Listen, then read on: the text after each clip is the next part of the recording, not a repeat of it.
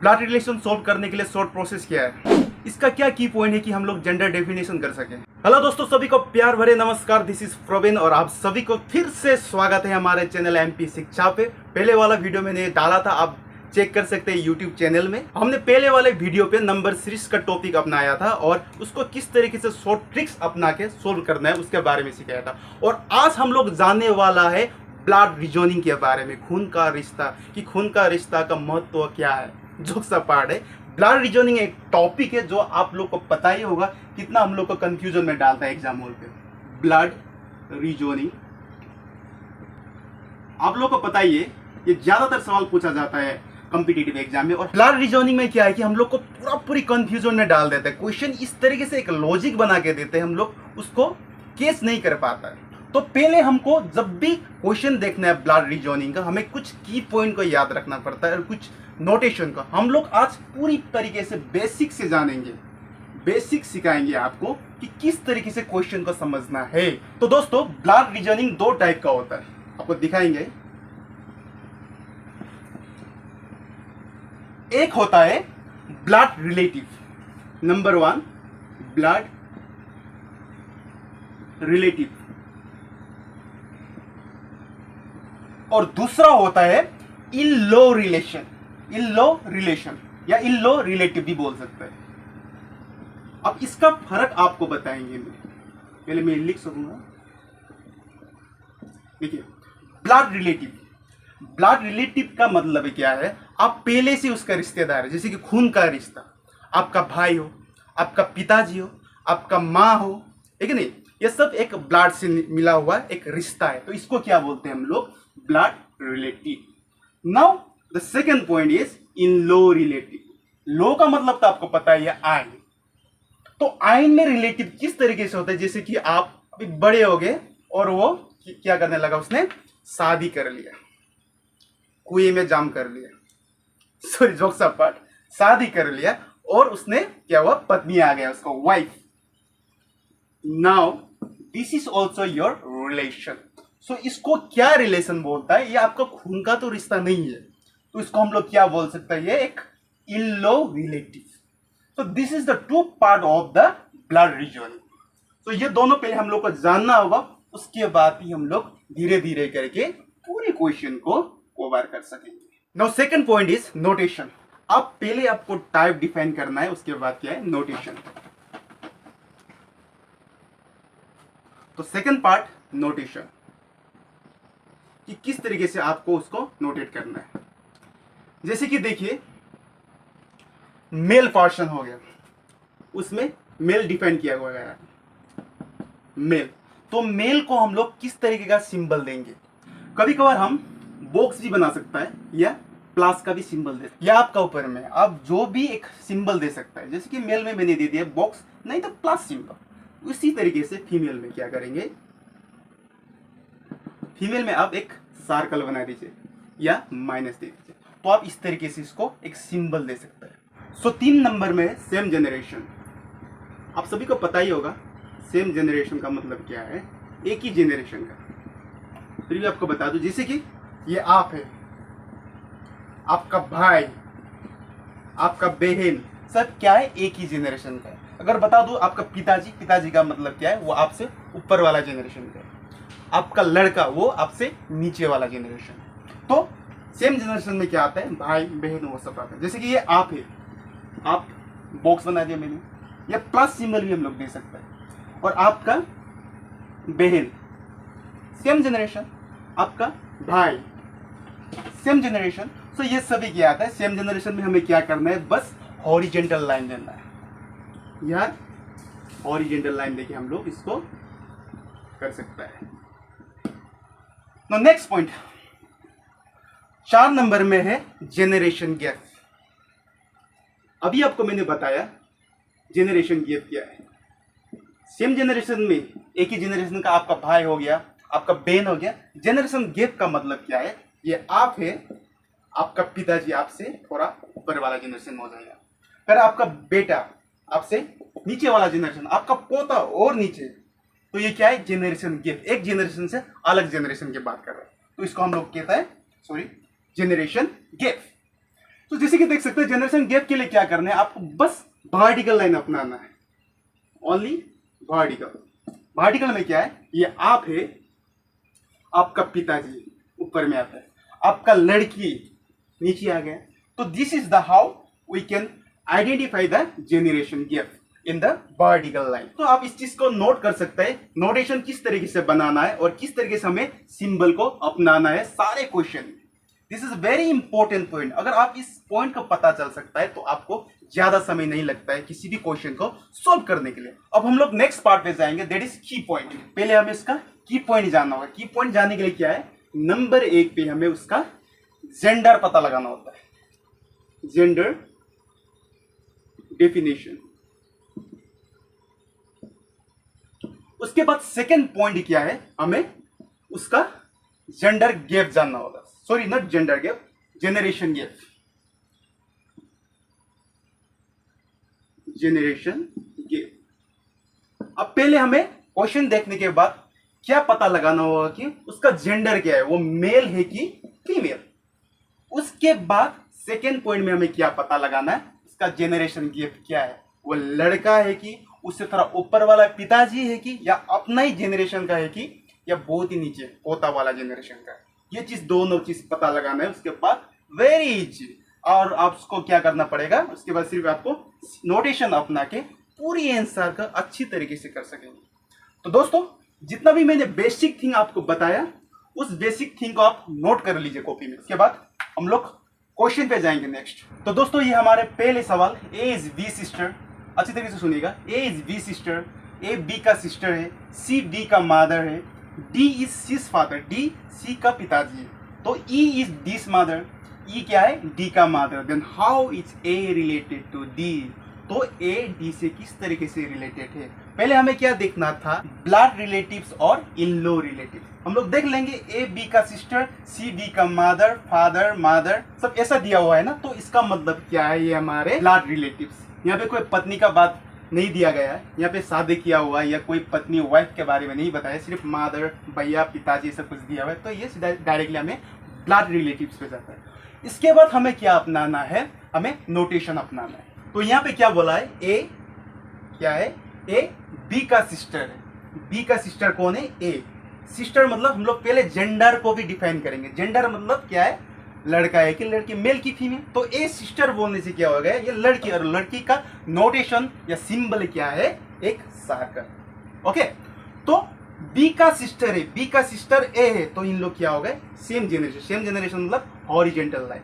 Okay, horizontal line और B यहाँ पे, लेकिन बी का जेंडर नहीं दिया गया, सिर्फ ए बी का सिस्टर है, सिर्फ यही बोला है, इसलिए हम लोग इसका नोटेशन नहीं देंगे। तो नेक्स्ट पॉइंट पे जाएंगे, सी इज बीस मदर। सी क्या है, बी का मदर है। मदर इसका मतलब जेनरेशन गैप हो गया, इससे बड़ा वाला जेनरेशन, ऊपर वाला जेनरेशन। तो इसको क्या करेंगे हम लोग, ऊपर वाला हिस्से में लिखेंगे, क्या है, सी बी का मदर है। सी क्या है, बी का मदर है। मदर बोलने से क्या होगा, जेंडर क्या हो गया, फीमेल। तो इसका नोटेशन क्या देंगे हम लोग, राउंड। Okay, very easy. इसके बाद क्या बोला है यहाँ पे, डी इज सीज फादर। अब फिर यहाँ पे क्या दिया है, डी इज सीज फादर। सी कौन था, डी का माँ था। तो सी का भी पिताजी कौन है, डी। सी का पिताजी कौन है, डी। जनरेशन गैप हो गया, ऊपर वाला इसी में आ गया पिताजी। तो पिताजी का मतलब अब जेंडर में क्या हो गया, जेंडर डिफाइन है, मेल हो गया। तो मेल है तो क्या देना पड़ेगा, बॉक्स। Very easy. उसके बाद नेक्स्ट पॉइंट भी देखिए, ई इज डीस मदर। उसके बाद बोला है ई, और एक दिया गया ई क्या है, डी का भी मदर है। ई क्या है, डी का भी मदर है। जनरेशन गैप हो गया, इससे ऊपर पहुंच गया, और ये एक मदर मतलब फीमेल। ये थोड़ा अलग सा पार्ट है, यहां से इधर देख लीजिएगा। ओके, और लास्ट में पूछा गया है, then how is A related to D. तो ए डी से कैसे रिलेटेड है, ए डी से कैसे रिलेटेड है, तो इसका बारे में जानेंगे। ए डी से कैसे रिलेटेड मतलब डी का ए क्या लगता है, यह जानना है हमें। तो पहले हम देख लीजिए, ए और बी क्या है, सेम जेनरेशन का है। ए का बी का बहन ए है, मतलब सेम जनरेशन। तो सी बी का मादर है, मतलब ए का मादर भी क्या है, सी है। तो सी का पिताजी कौन है, डी है। और सी का पिताजी डी होने से ए का नाना हो गया डी, ए का ग्रैंडफादर डी हो गया। अगर ए का ग्रैंडफादर डी हो गया तो डी का पोती हो गया ए, क्योंकि हम लोग ने पहले ही बता गया ये फीमेल है। तो डी का पोती ए हो गया, और पोती का मतलब क्या है, grand daughter. So this is the right answer. Okay, very easy. आप लोग देख लीजिए इसको अच्छी तरीके से और इसको नोट कीजिएगा। हमने यहाँ पे सब कुछ अपनाया है, की पॉइंट है कि नहीं, नोटेशन, उसके बाद टाइप्स, ये किस तरीके का रिश्ता है, या लो का रिश्ता है या ब्लड रिलेटिव्स का रिश्ता है, तो इस सब को अपना के हम लोग ने आंसर यहाँ पे निकाले। तो चलते हैं दूसरे क्वेश्चन की ओर, नंबर 2 का। यहाँ पे बहुत ही इजी क्वेश्चन दिया गया है, लेकिन थोड़ा सा अलग सा क्वेश्चन है वो पहले वाला से। देखिए यहाँ पे दिया है P is brother of Q and R। क्या है, P Q और R का भाई है। S इज R's मदर, और S क्या है, R का मादर है। T is P's father, T क्या है, P का पिताजी है। Which of the following statement cannot be definitely true? यहाँ पे 4 स्टेटमेंट दिया गया है, और इस स्टेटमेंट में से कौन सा स्टेटमेंट सही नहीं है। एक दिया गया है T is Q's father, S is P's mother, P S son, Q is T's son। अब इस 4 में से कौन सा सही नहीं है उसको हम लोग डिफाइन करना है। तो क्या करना चाहिए, पहले हम लोग को वही वाला जादू अपनाना है, उसके बाद हमें सॉल्यूशन अपने आप निकल जाएगा। ओके, अब देख लीजिए, पहले यहां से हम लोग स्टार्ट करेंगे। क्या है, P is brother of Q and R। P क्या है, Q एंड R का भाई है, मतलब इन लोग क्या है, सेम जनरेशन हो गया, है कि नहीं। Q एन आर का भाई है, P मतलब दोनों सेम जनरेशन। P क्या है, भाई है, भाई का मतलब क्या हो गया, इसका जेंडर ये मेल हो गया। लेकिन एक बात यहाँ पे जानना है, वो पहले वाला उसमें बताया नहीं गया था, Q और R का क्या जेंडर है वो दिया गया नहीं है क्वेश्चन। तो इसको आप नोटेशन मत लगाना, इसको पता ही नहीं हम लोग को ये Q और R लड़का है कि लड़की, नहीं दिया गया। तो क्वेश्चन पे चलते हैं, S इज R's मदर। अब यहाँ पे क्या दिया गया है, S क्या है, R का मदर है, मदर मतलब जनरेशन गैप, R का मदर मतलब इससे बड़ा कौन, S। अब मदर मतलब इसका जेंडर क्या हो गया, ये फीमेल है। तो हम लोग ने क्या कर दिया, ओ वाला बना दिया, एक सर्कल बना दिया इसका सिंबल, और यहाँ पे क्या दिया गया, T इज P's फादर। अभी क्या है, T क्या है, P का फादर मतलब जनरेशन गैप, T क्या है, P का फादर। T दिया गया, फादर मतलब क्या है, मेल। तो मेल को क्या है, एक ऐसा वाला डब्बा बना देना। अब देख लीजिए, बहुत ही इजी चीज है, P Q R क्या है, एक ही खानदान का बात है, और ये क्या होगा, ये ब्लड रिलेटिव से, ये कोई इन लो नहीं है, यहाँ पे कोई शादी किया हुआ नहीं बताया गया इन दोनों के बीच में। ओके, तो P Q एंड R किया हो गए, इन लोग एक ही जनरेशन का हो गए और एक ही फैमिली का। अगर R का मादर S है तो Q का मादर भी S हो गया, है कि नहीं, P का मादर भी S हो गया। तो उसी तरीके से अगर P का फादर है तो Q का भी फादर हो गया, उसके बाद R का भी फादर हो गया ना, सेम थिंग। ये T और S क्या है, इन तीनों का फादर एंड मदर है, और ये तीन क्या है, सब इनका बच्चे। तो इसमें से स्टेटमेंट देख लेंगे। पहले वाला स्टेटमेंट क्या है, T is Q father, T is Q's father, T क्या है, Q का फादर है। अभी बोल दिया ना मैंने, T क्या है, Q का फादर है, ये राइट है, ये राइट है, ठीक है नहीं। तो ये क्या है, स्टेटमेंट फॉल्स नहीं है, स्टेटमेंट ट्रू है। हमें क्या निकालना है, which of the statement is not true, can not be true. तो सेकंड पॉइंट क्या दिया, S is P's mother, S क्या है, P का मदर है। Yes, already we have told, S क्या है, P का मदर है, ये भी सही है। और थर्ड नंबर में क्या दिया गया, P is S son, P क्या है, S का son है, सेम थिंग। अगर S P का मदर है कि नहीं, अगर S P का मदर है तो P S का son नहीं है क्या, एक ही तो बात है। अगर मैं मेरा पिताजी का बेटा है तो मेरा पिताजी मेरा पिता है कि नहीं, सेम बात। तो लास्ट पॉइंट में क्या दिया गया है कि Q is P's son, Q क्या है, टी का सोन है। लेकिन इस क्वेश्चन पे यही एक गड़बड़ी, आपको पाजलिंग आ गया।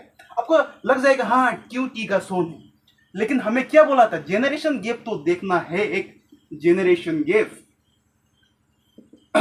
Generation gap. उसके बाद हमें क्या डिफाइन करना है, जेंडर। जेंडर यहाँ पे क्वेश्चन में किसी भी पॉइंट पे यहाँ पे दिया नहीं गया है कि क्यों मेल है कि फीमेल, या आर मेल है कि फीमेल, ये दिया गया नहीं है। इसका मतलब क्यों टी का सोन है कि नहीं, यह प्रमाणित नहीं है। ओके, सो यहाँ पे क्या दिया गया, क्यों इज टी सोन, ये गलत है। क्यों टी का सोन नहीं हो सकता, ना ये सोन हम लोग श्योरली बोल सकता है, ना ये हमें डाटर बोल सकता है। तो ये स्टेटमेंट क्या है, फॉल्स है। तो ये दिस इज द आंसर, की इज ट्यूशन। ओके, ये वाला पॉइंट है। आप लोग अच्छी तरीके से देख लीजिए, हम लोग ने कितनी अच्छी तरीके से जेनरेशन गैप भी डाला इसमें और जेंडर भी डाला, इसके बाद इतनी अच्छी तरीके से आंसर भी आ गए। वेरी। तो थर्ड नंबर क्वेश्चन में एक ही वाला क्वेश्चन नहीं देने वाला, एक ही टाइप का अलग अलग वाला देने वाला है, क्योंकि 3-4 क्वेश्चन में ही आपको पूरी टाइप किस तरीके का क्वेश्चन पूछ सकता है या किस तरीके का क्वेश्चन दे सकते हैं आपको, उस टाइप का आपको बताने वाला हूँ। ये 3 नंबर का थोड़ा सा अलग है, देख लीजिएगा।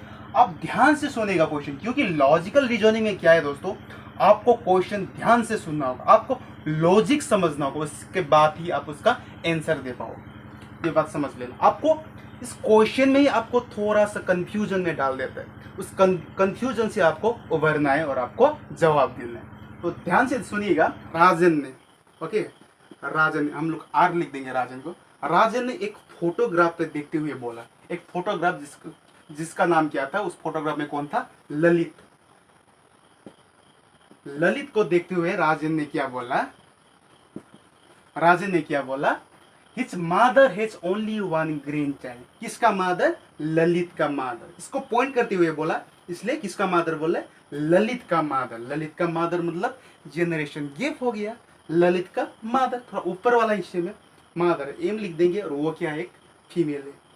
Okay, his mother has only one grand child. इस ललित की माँ की बस एक ही पोती है। इस तरफ देखेंगे, 2 जेनरेशन गैप हो गए, यहाँ पे पोता हो गया। ओके, पोता या पोती कोई भी हो सकता है। Okay, हुच mother is my sister. जिसकी माँ, इन ललित की माँ की एक ही पोती है, जिसकी माँ मतलब ये बीच वाले गैप्स में आ गए, जिसकी माँ राजन की क्या हो गया, बहन, सिस्टर है। ओके, मतलब क्या हो गया, आप पूरा क्वेश्चन का समझ लीजिएगा। राजन ने ललित का फोटो को देखते हुए बोला कि उसकी ललित की माँ की बस एक ही पोता या पोती है, जिसका माँ राजन की बहन है। तो राजन ललित से क्या रिश्ता हो गया, राजन का रिलेशन, ललित रिलेशन क्या है राजन से, वो हमें देखना है। ब्रदर, क्या ललित राजन का ब्रदर है, नहीं, वो भी नहीं, ललित का ससुर नहीं है। उसको क्या बोला है, उसकी पत्नी की बस भाई है, मतलब भाई का मतलब क्या हो गया, साला। तो ब्रदर इन लो नहीं, ब्रदर इन लो मतलब जीजाजी, तो ये भी नहीं है। तो तीनों जो 3 ऑप्शन दिया गया है, वो 3 ऑप्शन ही यहाँ पे नहीं है।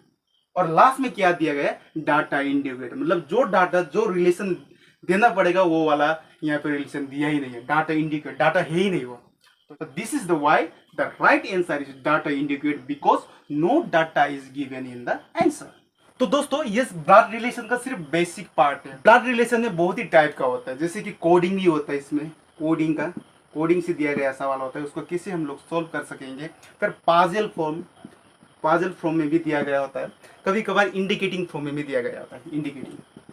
सो ये बहुत ही लंबा हो जाएगा अगर क्वेश्चन हम लोग करने से। फ्यूचर में हम लोग अवश्य कोडिंग भी करने वाला है, पाजल भी करने वाला है और इंडिकेटिंग भी करने वाला है इन फ्यूचर, और लंबा होने वाला वीडियो, तब हम लोग पूरी अच्छी तरीके से डिस्क्राइब करेंगे। तो आज दोस्तों मैंने जिस तरीके से आपको ब्लड रीजनिंग का प्रोसेस बताया, इसको आपको अपनाना है एग्जाम में। एग्जाम से पहले आपको इसको क्या करना है, जब भी आप घर पे होंगे तो इसको इसी तरीके से, जिस तरीके से मैंने इसको इंडिकेट लगाया है, उसके बाद मैंने इसका जेनरेशन गैप फाइंड किया है, उसके बाद जेंडर फाइंड किया है, उसके बाद आंसर निकाला गया। तो दोस्तों आपको ये वीडियो कैसा लगा, हमारा ब्लड रीजनिंग का पार्ट। अगर आपको ये वीडियो अच्छा लगे तो इस वीडियो को लाइक और अपने दोस्तों के साथ भी शेयर कीजिएगा और इस चैनल को सब्सक्राइब कीजिएगा। और हम लोग आने वाले समय में इससे भी अच्छा टॉपिक लेके आने वाला है। सिर्फ हम लोग अभी लॉजिकल रीजनिंग कर रहा है, लेकिन फ्यूचर में आने वाले वीडियो में हम लोग कारण अफेयर के बारे में भी बात करने वाला है, जैसे कि अभी अभी लॉन्च हुआ है चंद्रयान के बारे में, उसकी पूरी हम लोग केस स्टडी करेंगे। जैसे कि मणिपुर की केस स्टडी करेंगे, वो भी हमारे लिए बहुत ही इंपॉर्टेंट होने वाला है। जैसे कि आने वाला कॉम्पिटिटिव एग्जाम में ग्रेड 3 हो या ग्रेड 4 हो